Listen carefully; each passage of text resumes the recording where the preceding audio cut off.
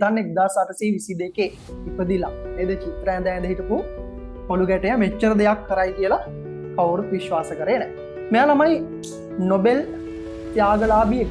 මට ළමයි 5 දෙනෙක් ඉඳලා තියෙනවා. 5 දෙනාගෙන් 3 දෙනෙක් මැරෙනවා. මේ ලුයි පාස්චර් කියන විද්‍යාඥයා ළමයි උපදින්නේ 1822 දී ප්‍රංශේ.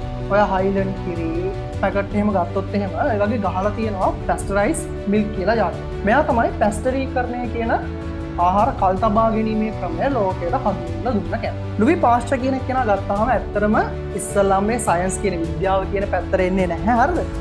මෙයා හොඳ චිත්‍ර ශිල්පී. ඊට පස්සේ ගුරුවරුන්ගේ මඟ පෙන්වීම යටතේ තමයි මෙයා පොඩ්ඩක් සයන්ස් පැත්තට බර වෙන්නේ. හරිද? ඔයාලා විශ්වාස කරන්න මෙයා ඉස්සර වෙලාම ගන්න උපාධිය. හරිද? ගන්නේ Bachelor of Arts. ඒක ගන්න එයා 1840 දී. ඊට පස්සේ තමයි මෙයා අර කෙමිස්ට්‍රි සහ ෆිසික්ස් සම්බන්ධයෙන් BSc එකක්. ඒ කියන්නේ Bachelor of Science 1842 දී වගේ. දැන් මේ වගේ රටවල් වල ළමයි University Entrance Exam එකක්. හරි first attempt එකේ මෙයා fail. second attempt එකේ තමයි මොකද කරන්නේ මෙයා මේ වැඩේ අතාරින්නේ නැහැ. පාඩම් කරලා සෑහෙන මහන්සි වෙලා මෙයා මේකෙදි පාස් වෙනවා. හරි 1854 කාල සීමාවෙදී තමයි මෙයා පැසීම ගැන. දැන් ඔයාලා බියර් වයින් එහෙම හදද්දී අහලා තියෙනවනේ ඊස්ට් වගේ දේවල් දානවා කියලා. ඒතකොට මේ පැසීම ගැන මෙයා අධ්‍යයනය කරනවා. ඒතකොට මෙයා නිකන් හරියට මයික්‍රෝබයොලොජිස්ට් කෙනෙක්. හරිද? ශුද්‍ර ජීව විද්‍යාඥයෙක්. මෙයා ඒක ගැන තමයි පරීක්ෂණ කරගෙන යන්නේ.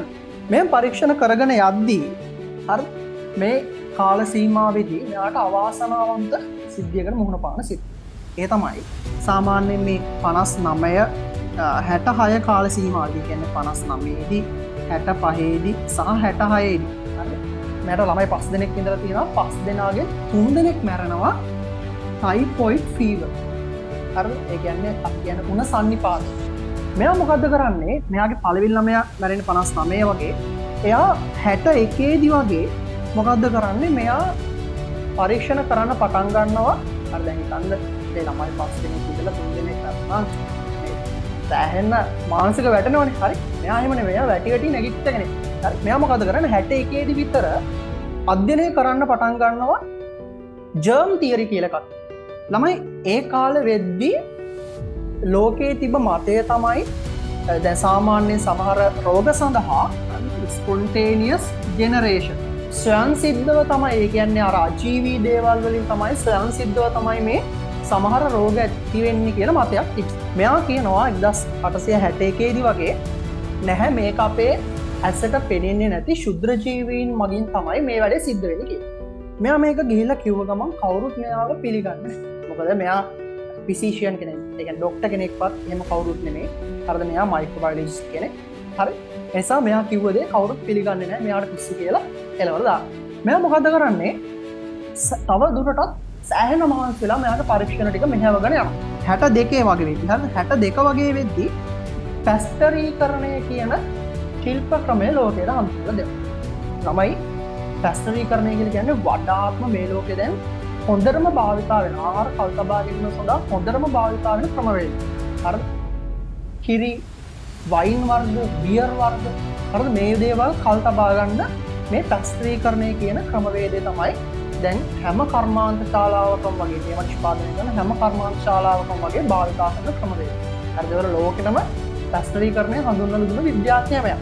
64 වෙද්දී හරිද ස්පොන්ටේනියස් ජෙනරේෂන් එක වැරදි කියලා මෙයා සාක්ෂි එක ගිහිල්ලා එයාගේ ජර්ම් තියරි එක. ඒ කියන්නේ විෂ බීජ මගින් අපේ ඇහැට පේන්නේ නැති ශුද්‍ර ජීවීන් තමයි සමහර රෝගවලට හේතුකාරක වෙන්නේ කියලා මෙයා සාක්ෂිත් එක්ක ඔප්පු කරා. ඊළඟට 68 වෙද්දී තමයි මෙයාට තවත් අවාසනාවන්ත සිද්ධියකට මුහුණ පාන්න යනවා. ඒ තමයි මෙයාට ස්ට්‍රෝක් එකක් හැදෙනවා. ආඝාත තත්ත්වයක් හැදිලා මෙයා පැරලයිස්. අංශ භාග තත්ත්වයකට පත්. මෙයා මොකද කරන්නේ? ඒත් වැඩේ අතාරින්නේ නැහැ. වෛද්‍යවරුන් කියන මෙයාට ආයෙත් සිංහලාවට ආයෙ වැඩක් කරන්න බෑ.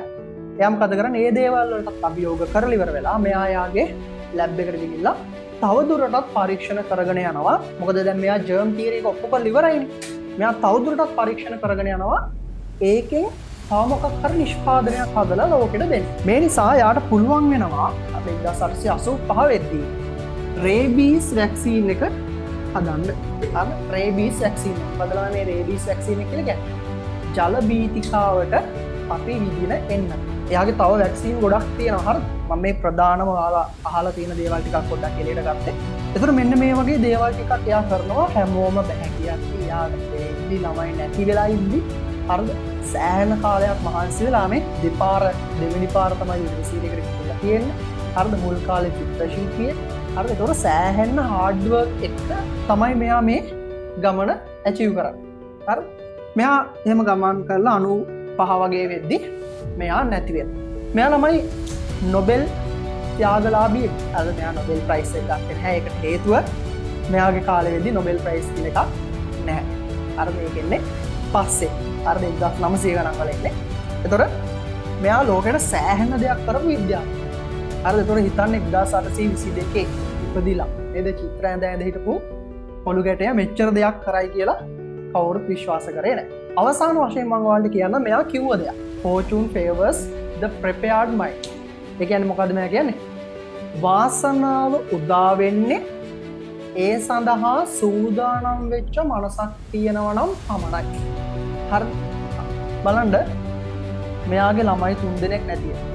නේ අතහැරලා දැම්මනම් එයාට මෙච්චර දේවල් ටිකක් කරගන්න පුළුවන් නේද? 68 දී පැරලයිස් වෙනවා. අතහැරලා දැම්මනම් ජල බීතිකයින්වත් හදාගන්න පුළුවන් නේද?